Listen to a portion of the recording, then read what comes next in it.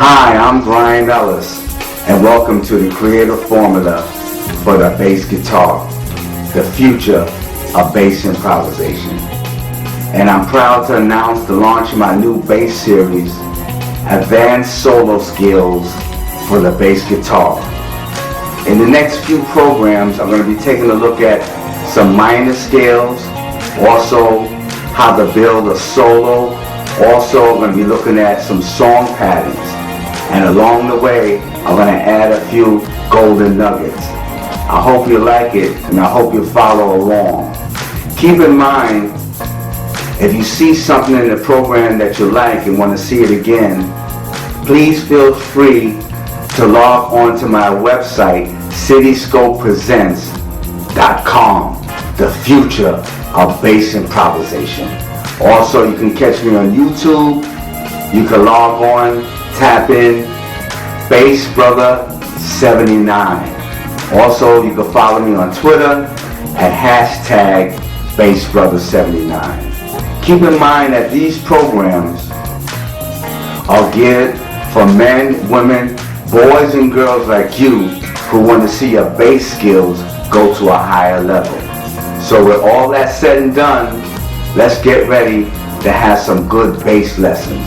The advanced solo skills for bass guitar. Let's go to the monitor and let's see what's on the table for today. Thank you.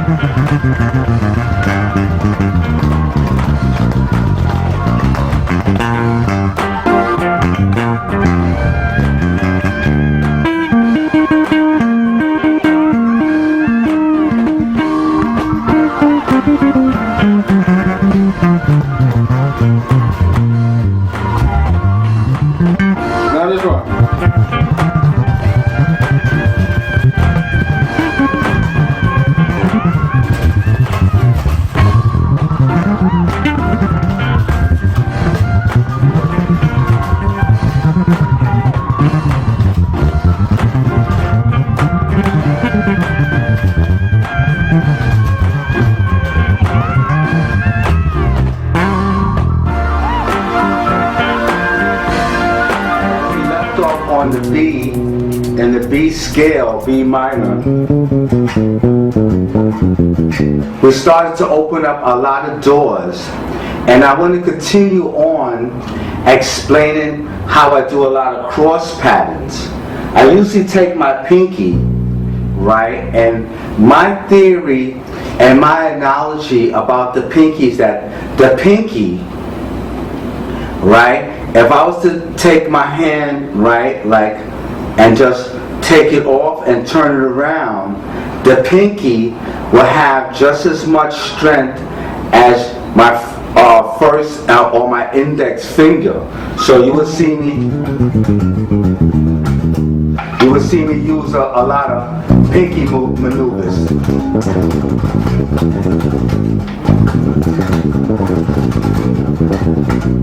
I will use a lot of pinky maneuvers, and right across on that B,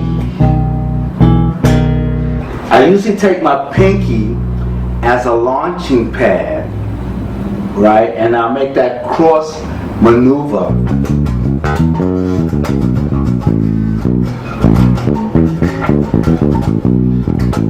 And I like to use a lot of use my pinky as a launching pad to dig deep into the core of my scale.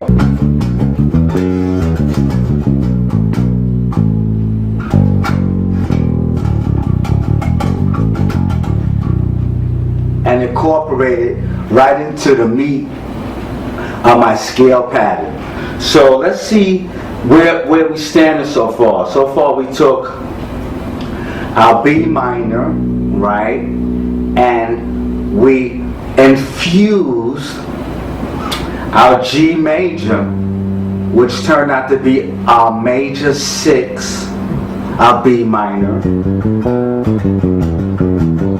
I'm starting to hear the colors. I'm starting to hear it now. The colors. Oh my goodness, it's nice. Then I usually piggy back and forth with my parallel major and my relative major, or my D major. So let's see if we can call that out for a minute. All right. So I have D, E, F sharp, G, A, B, C sharp, D. Now I like to incorporate that and also make a mirror mode and go my low D if you're on a 5-string. If not, you would use your D on the 10th fret of the E string to incorporate your mirror mode.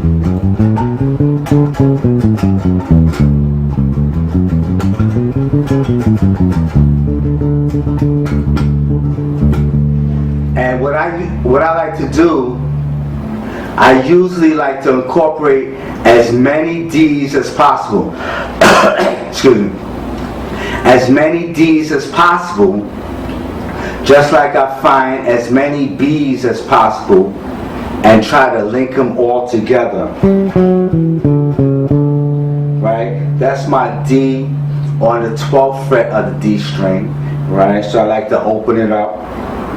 D, open D, D, open D, D, open D, D, C sharp D, D, C sharp D, D, C sharp D, D, C sharp D, D, C sharp D.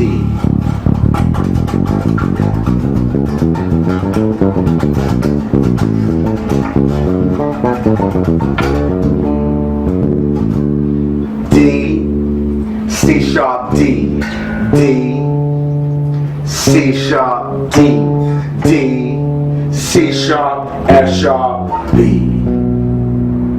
And I run right into that maneuver.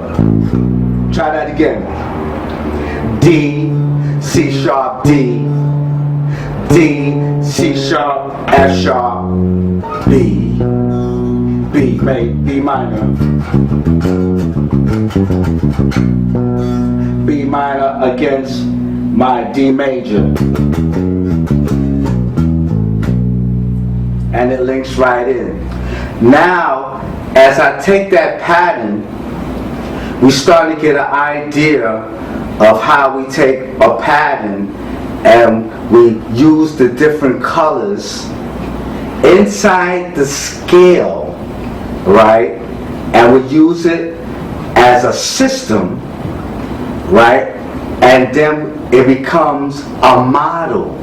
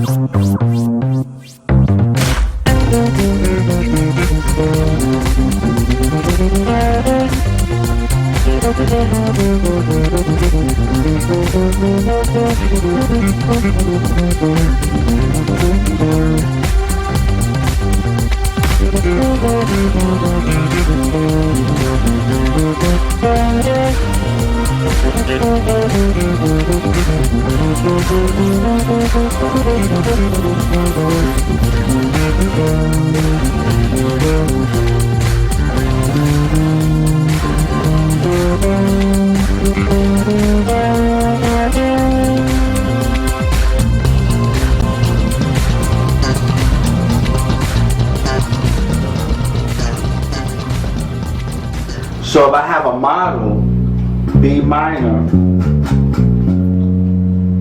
then I can start to incorporate the chord tones inside the scale. So far we incorporated G major, then we did some D major, right? Now if we go to our 4th degree of B minor, we will have our E minor mode, and we can infuse our E minor scale,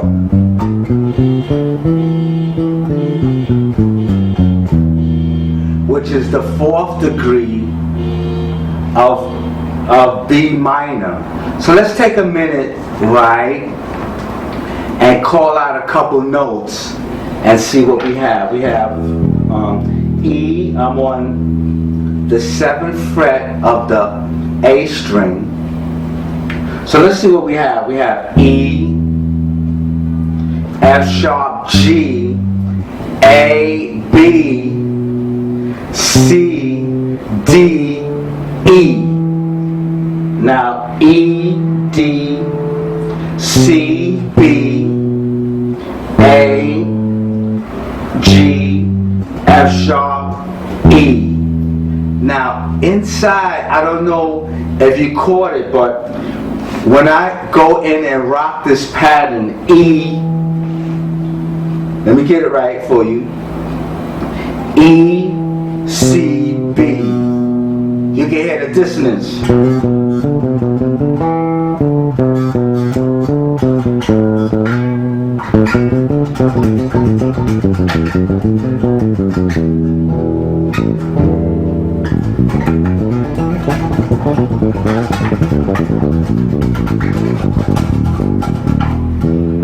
I go right in, I could take it and go right underneath.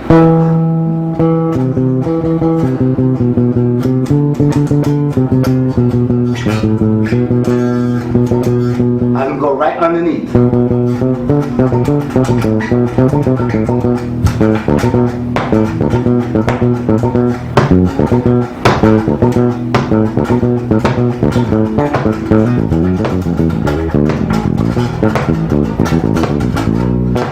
I can go right in and get that pattern, start to open up a few colors that you may miss in that B minor mode once you explore the chord and the scale degrees inside that minor pattern.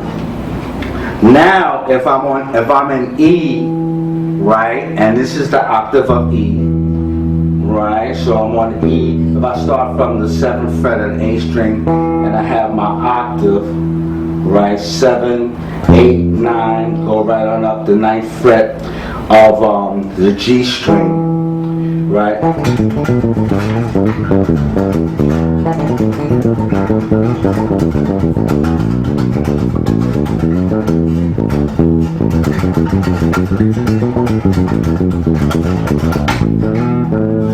I'll go right into that E. And now, if I was to use my E harmonic minor, right, and that will give me that D sharp, E, D sharp, E, D sharp, E, D sharp, E, D sharp, E, D sharp, E, D sharp, E.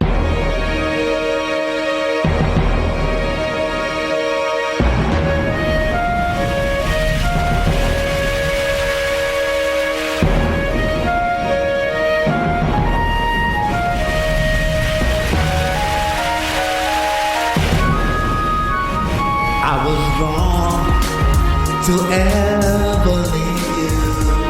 I stayed away far too long. But when my baby, when she gone, when they say coming home, a needle in my arm, my daily adventures taking pills when they can't be found. I'm here for forgiveness, and I'm clean from head to toe. I faced it head on, head on. I faced it head on, head on, head on.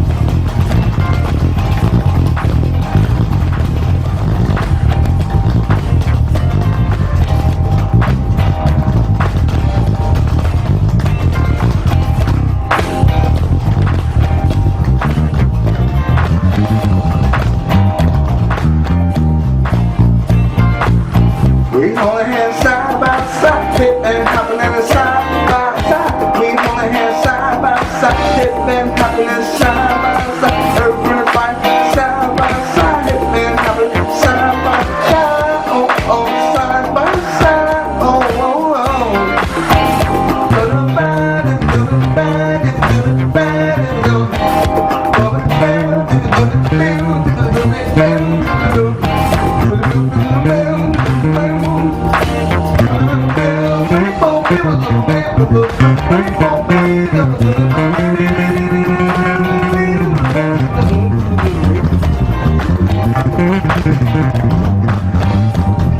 Then we have B minor.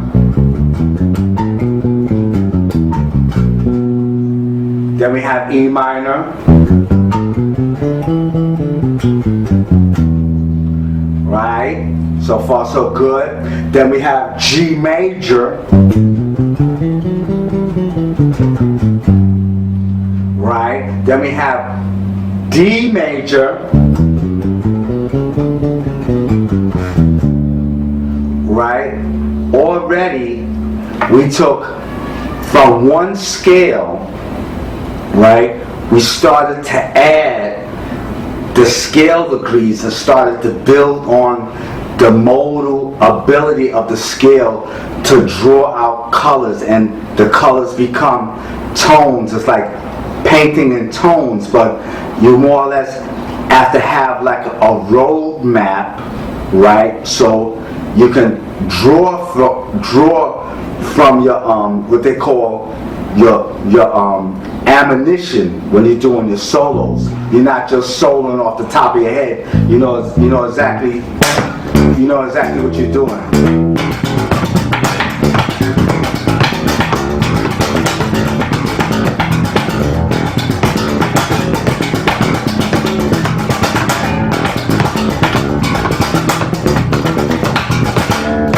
So you're going right into your scales and you're drawing, you're preparing the solos with getting ammunition outside the scale. So I took quadro spectrum fingering, right? I think the players like that. Some people, they call it different names. Some people like me, I always call it quadro spectrum fingering, right, which I developed. But as I went on, then other players, they more or less like, you could say they copied it or they borrowed it, whatever. We're all just one family anyway, I don't mind. But some people call it the quad, some people call it chop builders.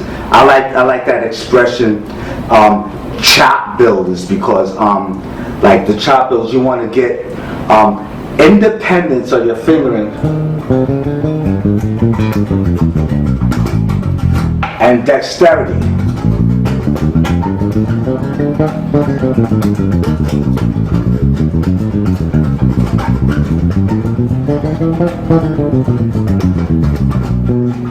You want to get that dexterity. So right away, I have B, right? I have E, I have G, right? Then I put that D in there. Now, in that mode, right, my D mode, my D major,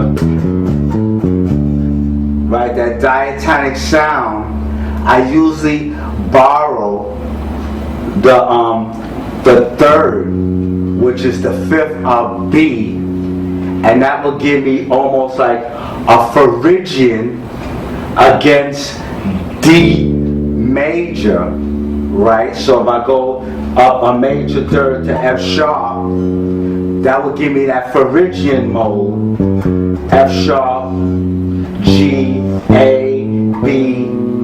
Then I usually use a C, D, and also I will couple it if I'm using a major 7, C sharp, D, and I take that Phrygian mode, F sharp, G, A, B, C, D, and get a nice tonal and a nice chordal pattern.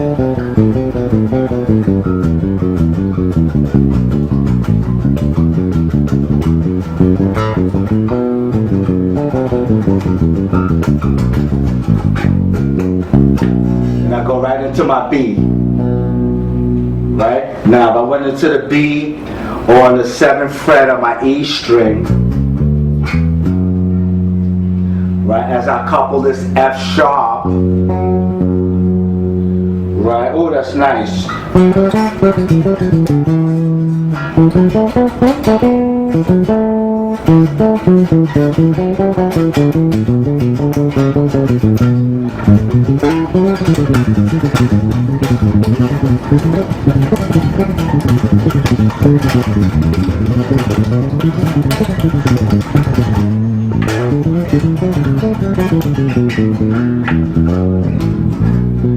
Yeah, the F sharp is nice because it helps me in a lot of different formulas. Like if I take this formula F sharp, right, it almost goes back to what we was trying to accomplish to draw those colors. So if I had F sharp G, right, it was taking us right back when we had our G major.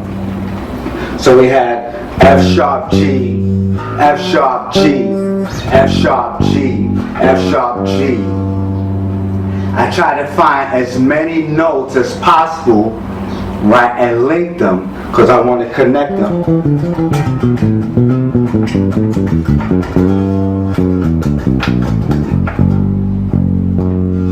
Right there on the F sharp again.